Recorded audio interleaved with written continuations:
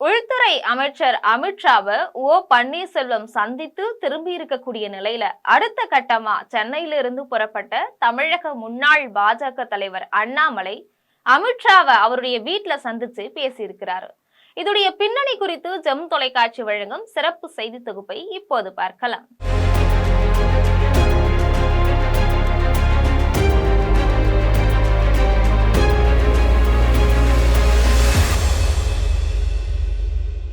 தமிழக பாஜக தலைவராக அண்ணாமலை பணியாற்றி கொண்டிருந்த போது தமிழ்நாட்டுல பாரதிய ஜனதா கட்சி மிக வேகமா வளர்ச்சி அடைந்து வந்தது.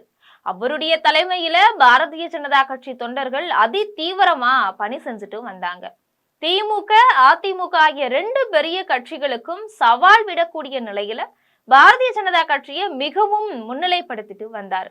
இந்த நிலையில தமிழ்நாட்டுல தனக்குன்னு தனி செல்வாக்க உருவாக்கி வருகிறார் அப்படின்னு அண்ணாமலை மேல குற்றம் சாட்டப்பட்ட நிலையில அவரு பதவியிலிருந்து நீக்கம் செய்யப்பட்டார்.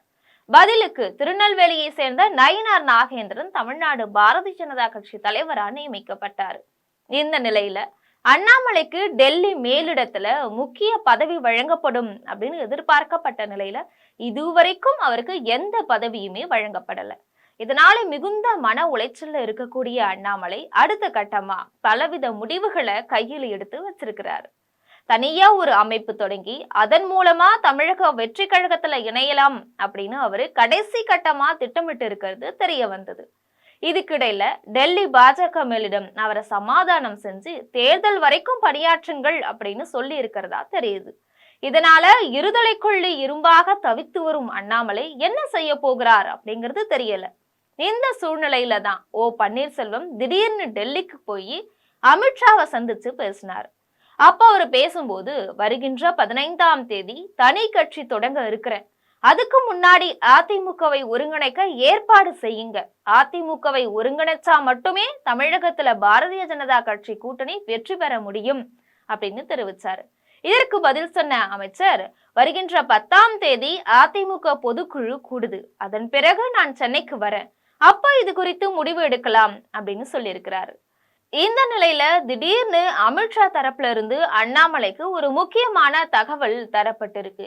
அதாவது உடனடியா டெல்லிக்கு கிளம்பி வரணும் அப்படின்னு அந்த தகவல் வந்ததா தெரிய வந்திருக்கு. இதன் அடிப்படையில தான் அண்ணாமலை டெல்லிக்கு போனாரு. அங்க அமித்ஷா வீட்டுல அவரை சந்தித்தும் பேசினார்.